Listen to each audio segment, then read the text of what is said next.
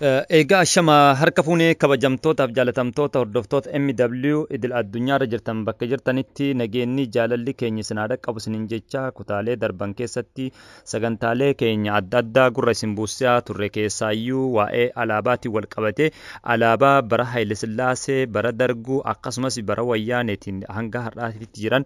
biyyattii Itoophiyaa keessatti maal fakkaatan kan jedhu qophii addaa kutaa lama jechuudhaan hanga sadiitti gurra isin buusaa turre haaluma saniin mootu odeessaalee adda addaa kallattiilee adda addaatiin gama MWtiin gurra isin buusaa turre odeessaalee jiran keessaayyuu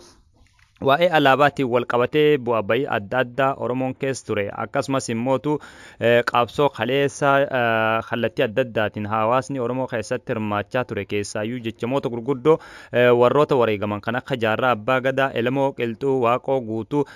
Abdullaahii Ganamoo, Dr. Hayilee Fidaaf Abbishee Garbaa akkasumas Taaddasaa Birruu jiddu galeessa godhachuudhaan yaaddota adda addaa gurra isin buusaa turre yaaddota sanii wal qabatee ammoo koomantiileen adda addaas gama MW yookaan madda walaabuu YouTube chaanaaliif akkasuma gara peejiitiin madda walaabuu biroodkaastingii wal wajjiidhaan ta'iinsaan koomentiilee keessan argine jira warroonni koomentii adda addaa nu kennitanii nu jajjabeessan ammas irra deebi'uudhaan hedduun galatoomaa isiniin jecha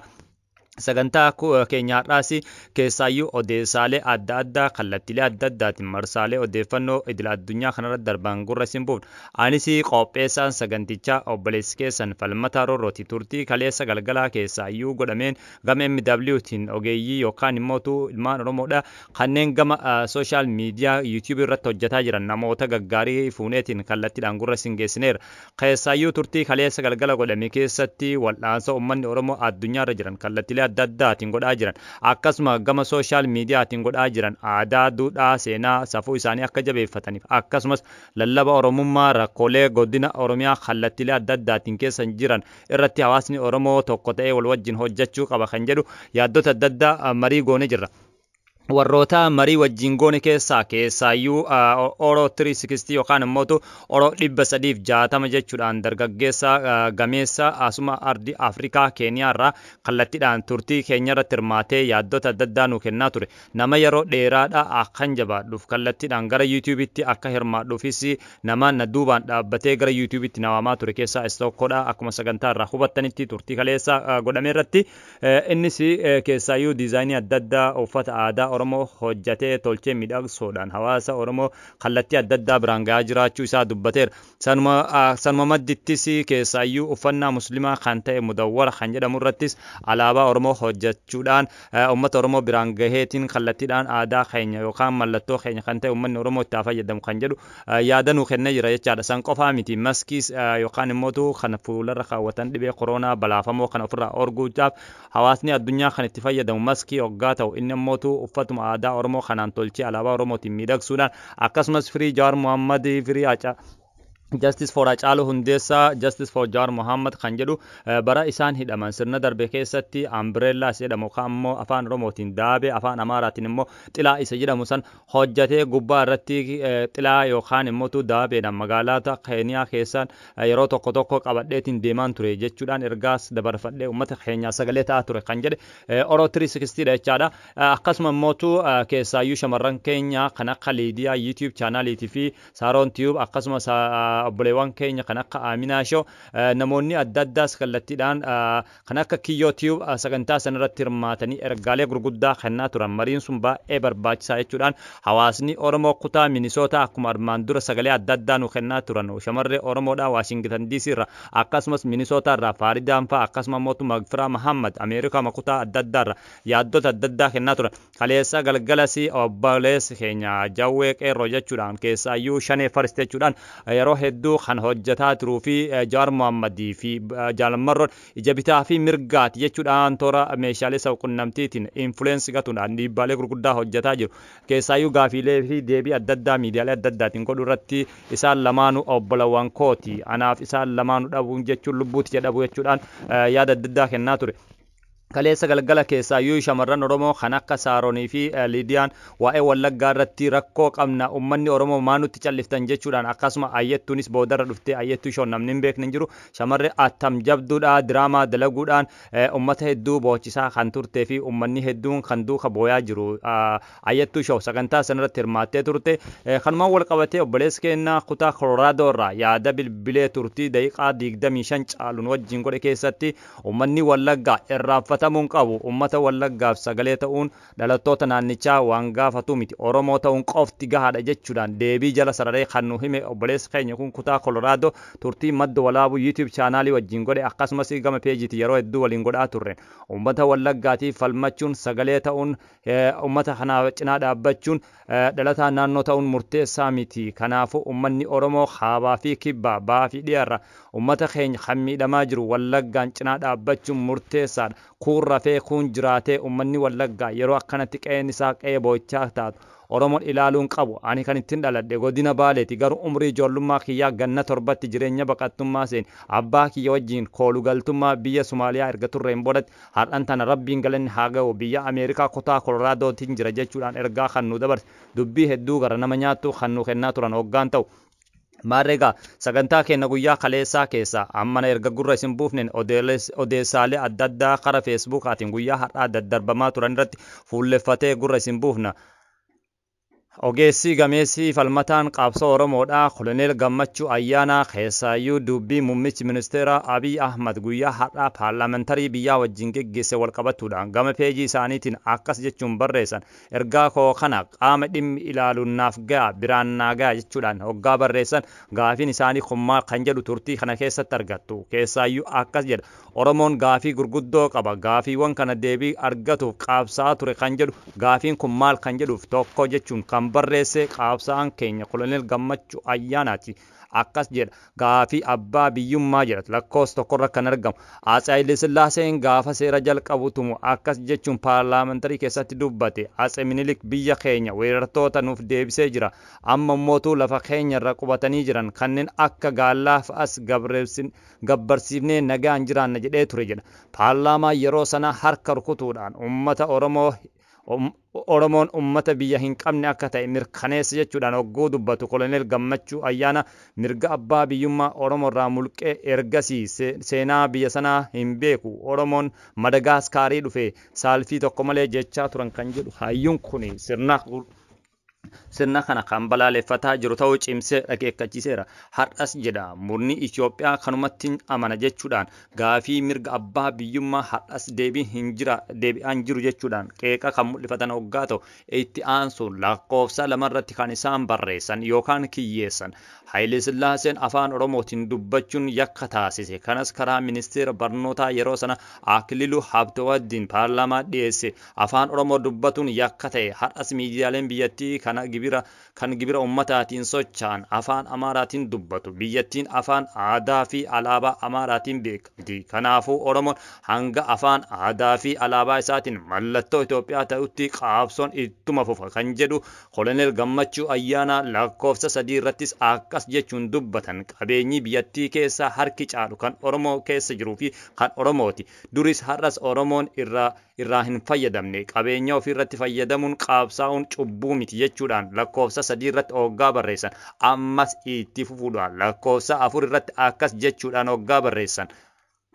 dhimma Finfinnee jedha lakkoofsichi 4 magaalaan guddoon biyyatti handhuura Oromiyaa keessatti Oromoon bicuudha lafa isaa irratti alagaa ta'ee ormitti gadeera saamichaa fi weerara lafa Finfinnee fi naannawa ishee durirraa kaasee dhaabbatee hin beeku amma moo saamicha lafa jiru kana duri caalaa hammaataadha warroonni quuqama sabaa qaban waan kana dhaabsisuuf hanga dandeettan tattaafataa turu isaanii beekamaadha caasaa saamicha lafarratti bobba'e gubbaa hanga gadi harka wal keessaa qabatee hojjata waan ta'eef dhaabsisuun ulfaatee jira humni lafaa saamaa jiru kun dantaa siyaasaa qaba Finfinneef naannoo Amaara waliin tuquuf hojjechaa jiru kun dhoksaa miti jechuudhaan gaafiin dhimma Finfinnee gaafii qeerroon Oromoo lubbuu qaaliitti wareegan ture keessaa inni hangafaa kana jechuun gaafii gurguddoon kun hanga deebiin argannetti biyyi nagaa hin argattu jechuudhaan ammas Koloneel Gammachuu Ayyaana ergaa isaanii gama peejii isaaniitiin dabarfatanii jiran. Akkas jechuudhaanis dargaggeessi Oromoo tokko ergaa isaa waa'ee muummichi ministeera Abiy Ahmad paarlaamaa biyyattii walii qabee mari'achiisa irratti yaada isaa bifa barreeffamaatiin akkas jedha. Oromoon bu'aa argachuu dhiisii waanuma isaaf maluyyuu hin argan. Biyyi qubii miti kan dabareen geggeessan an waanuma muummee ministeeraa ta'eef qofa Oromoon argachuu qabu dhabuu hin qabu. Biyya kana keessa Oromoon baay'inni isaa hir'isanis dabalanis parsantii 35dha. Garuu dhaabbilee federaalaa keessatti hamma baay'ina isaa iddoo qabateen jiru. Kanaafuu fuuldura seerri bahee sirraahuu qaba kan jechuun barreessan Dr. Muummichi Abiy Ahmad paarlaamaa biyyattii guyyaa kaleessa geggeessanidha kan jedhe dargaggeessa Oromooti. Waldorgommii seena qabeessa yeroo jalqabaa fi akka addunyaatti biyyoonni 56 irratti hirmaatan baankiin hojii gamtaa Oromiyaa doolaara 10,000 warra qura'aana tokkoffaa beef arjoomuudhaan baankichi tokkoffaa bee baankii Oromiyaa gamtaa baankii ummataa ta'uu isaan hojiidhaan mirkaneeffatee jira. Baankiin bakka rakkoon jiru hundaa nu biraa dhabamee hin beeku. Obbo Dirribe Asfaa Hurrisaa fi itti gaafatamaan baankii Oromiyaa gamtaa kan dhaalarraa bilisa obbo Godaanaa Qophoo galateeffachuun ibsanii jiran. Waldorgommiin kun seenaa galmee seenaa biyya sanii keessatti inumaayyuu ardii Afrikaatiif galmee seenaa guddaadha jechuudhaan namoonni adda addaa kan ibsaa jiran gama peejiitiin hoggaa ta'u nutis maarreegaa dorgommiin kun haala saniin milkaa'uun shoorri Oromoos qooda guddaa qooda leencaa akka ta'e arginees jira. Ittis amannee jirra. Amantoonni biyya keenya keessa jiran kan sabaan Oromoo ta'an amantaa isaanii mirgaan qabatanii akka jabeeffatan waaqeffatan kabajamu mala waaqeffataa qofaa miti pirootestaantiif ortodoksiin muslimnis sabaan Oromoo ta'anii dhiibamaa turan dhiibamuu qabanii falmachuu qaban jechuudhaan ergaa keenya dabarsina.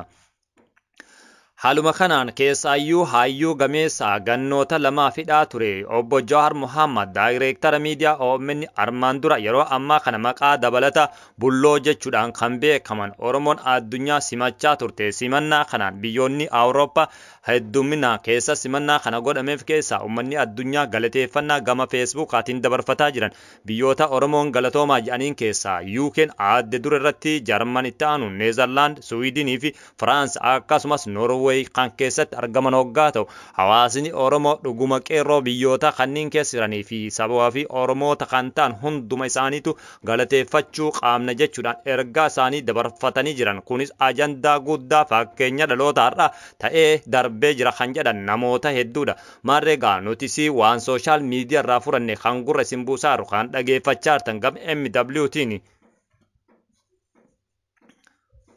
Dhugaan jiru kanuma jedhe gameessi siyaasaa aktiivistiin dilbiin Oromoon qabdu Yaayaa Bashiir dhugaan jiru kanuma kan jedhe waraanni bilisummaa Oromoo jaalatee bosona hin seenne barbaadee boofaa fi karkarroo bineensota birii wajjinis hin oolle. Oromoon caba qaamaa fi qalbii jalaa ba'ee bilisummaan biyya baasaarraa jiraatu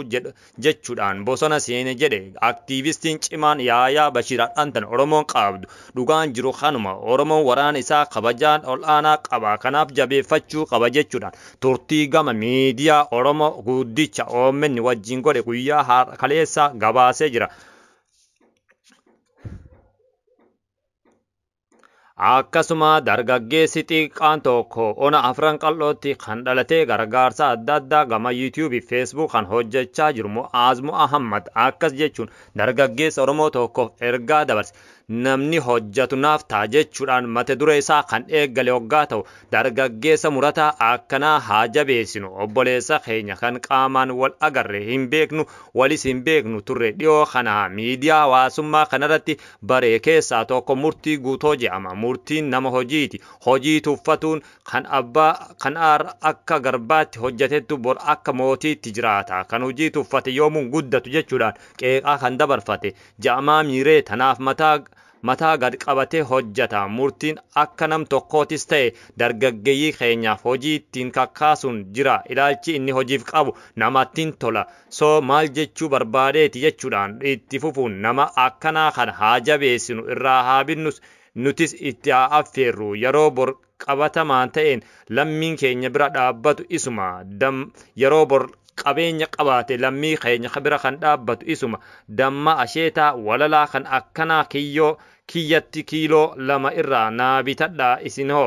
jechuudhaan mana gurgurtaa damma waliin Adaamaa Boolee gamoo waan gaarii biraa Finfinnee Boolee Mikaa'el gamoo baankii Oromiyaa biraa murtii guutoo lakkoofsa kanaan argachuu dandeessan dhimma dammaatiif lakkoofsa kanaan bilbiltaan dhimma qulqulluu argatan 25 duwwaa 9 jettanii yoo bilbiltan kallattimaan murtii guutoo Boolee Mikaa'el gamoo baankii Oromiyaa cinaa jirurraa argatan jechuudhaan Mu'aazis dargaggeessa keenyaaf ergaa dabarseera. Itti aansuudhaanis dargaggeessi lafaa dhufaa jiru biyya Jarman biyya baqaa keessa kan jiru aktiivistii xiqqaa yookaan Jawaar Mohammad xiqqaa jedhamuudhaan beekamu aktiivistii guddaa Jawaar xiqqaa jedhamuun beekamu Jaalmarroo jechuun ergaa isaa dabarfate. Jaalmarroo abbaa malaa fi gaarii gootaa dhugaa fi haqa sabaa isaatiif falmudha. Qeerroon Oromoo akkanatti ijaartee ijaan agarsiisuu kennaaf galataa fi kabaja guddaa qabda. Yeroo akkana jedhu namoonni akka biraatti hiikachuu dandeettan hedduun jiraachuun mala garuu akkasii miti kaayoo kiyya bitaa korii mirgaan korii dubbiin kooraadha ummanni Oromoo galma yaade sana ga'uuf ani deeggaraadha ummanni Oromootti tokko faarsee tokko abaaruun hunda anaaf obboloota kooti qaamonni tokkummaa sabaa tiiksan qofti kunis anaaf jedhee wareegama kafalaa jira kunis anaaf jedhee aarsaa lubbuu kafalaa jira innis Oromummaaf Oromiyaadha injifannoon Oromoo argatu kan hunda keenyaati jedheen amana gabroomnus bilisoomnus wajjumaani kana gabrummaa jirus walumaani kara feeteen deemi galma ga'i obboleessa keenya qaabsaa Jaalmarroo sin kabaja sin jaaladha jechuudha ergaa isaa dabarseera Sa'iid Yuusuf biyya Jarman magaalaa Firaankifaart irraa. Akkasumas qaabsaan keenya bosona Oromiyaa keessaa bookkisaa jira sirba kelelloo qaabatee kan dhufaa jiru Kaamingisan mata duree sirbichaati Kaamingisan dhufaa jira jaalrisaa gammoojjii dirree qaabsoorra wallee warraaqsaa riqicha lafee jedhu qabatee dhufaa jira guyyoota muraasaan boodaan isin biraan ga'uuf qophii isaa hundaa xumuratee jira sheergochuudhaan gama qophii isaatti akka hirmaatan riqicha lafee jedhu qophii addaa jaarrisaa gammoojjii jechuudhaan sarchi yoo gootan kallattiidhaan argachuu dandeessan. Marreegaa waldorgommii guyyaa 7 Haafiza Quraanaa Idil Addunyaa Itoophiyaa biyya jedhamtu geggeeffametti biyyoonni 56 hirmaatan keessa Joordaan, Yamanii fi Suudaan walduraa duubaan tokkoffaa hanga sadaffaa bahuun himamee jira. Waldorgommiin hifzii Quraanaa Idil Addunyaa Itoophiyaatti geggeeffamee tures xumurameera. Odeeffannoo wattaa bakka jirtanitti akka isin dhaqqabu fuula miidiyaa keenya gama peejii Maddoolaa Broadcastingiif akkasumas gama YouTube chaanaalii keenyaatiin laayik sheer gochuudhaan argachuu dandeessan waan nu hordoftaniif galatoomaa isiniin jenna odeessaaleen har'aa gama peejii adda addaatiin